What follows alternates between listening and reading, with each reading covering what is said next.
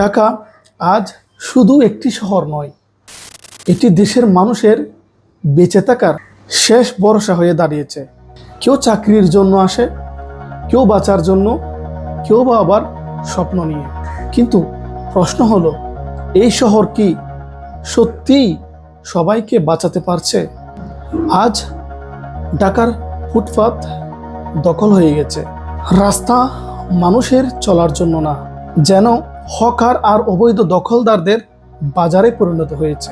রাস্তা তৈরি হয় গাড়ির জন্য, সেই রাস্তা থেকে সরকার ট্যাক্স নিয়ে আবার সেই রাস্তায় অবৈধভাবে অবৈধ হকারদের ভাড়া দেয়। ঘন্টার পর ঘন্টা যানজট, ধোঁয়ায় ভরা বাতাস, অস্বাস্থ্যকর জীবন, ছোট্ট একটি রুমে গাদাগাদি করে বেঁচে থাকা। আর এটাই কি উন্নয়ন? আর অন্যদিকে গ্রামের দিকে তাকান, যে মাটি একসময় সোনা ফলাতো, আজ সেই জমি পড়ে আছে অনাবাদি। কৃষকের সন্তান আজ লজ্জা পাচ্ছে এটা বলতে যে আমি একজন কৃষকের সন্তান, আমার বাবা একজন কৃষক। কিন্তু যে কৃষক ঘাম জড়ায়, তার ঘামের উপরেই তো নির্ভর করে আছে পুরা দেশের খাদ্য ব্যবস্থা। সবাই যদি ঢাকা আসে, তাহলে গ্রাম বাঁচাবে কে? ধান ফলাবে কে? মাছ চাষ করবে কে? দেশের খাদ্য নিরাপত্তা ধরে রাখবে কে? একটি জাতি কখনো শহর দিয়ে টিকে থাকতে পারে না, শহরকে বাঁচিয়ে রাখে গ্রাম। আর ঢাকার প্রতিটি প্লেটে ভাত আসে গ্রাম থেকে, প্রতিটি বাজারের সবজি আসে কৃষকের হাত থেকে। তবুও সবচেয়ে বেশি অবহেলিত মানুষ সে কৃষকই। সরকারের কাছে প্রশ্ন, কেন গ্রামের তরুণদের জন্য কর্মসংস্থান বাড়ানো হচ্ছে না? কেন কৃষক তার ফসলের ন্যায্য দাম পায় না?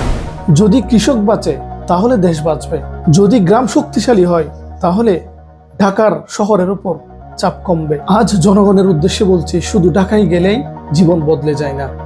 অনেকেই গ্রাম থেকে এসে ফুটপাতে ঘুমায়, রিক্সা চালায়, অমানবিক জীবন যাপন করে। যে পরিশ্রম আপনি শহরে করছেন, সেই পরিশ্রম যদি আপনি নিজের গ্রামের জমিতে করতেন, হয়তো নিজের পরিচয়ে বাঁচতে পারতেন।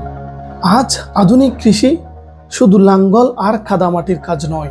আজ কৃষি মানে স্মার্ট ফার্মিং, মাছ চাষ, গরুর খামার, ফলের বাগান, অনলাইন ব্যবসা, অ্যাগ্রো প্রজেক্ট।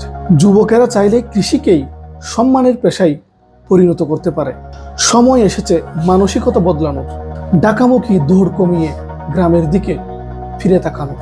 কারণ একটি দেশের আসল শক্তি তার বিল্ডিংয়ে না, তার উর্বর মাটিতে, তার কৃষকের হাতে।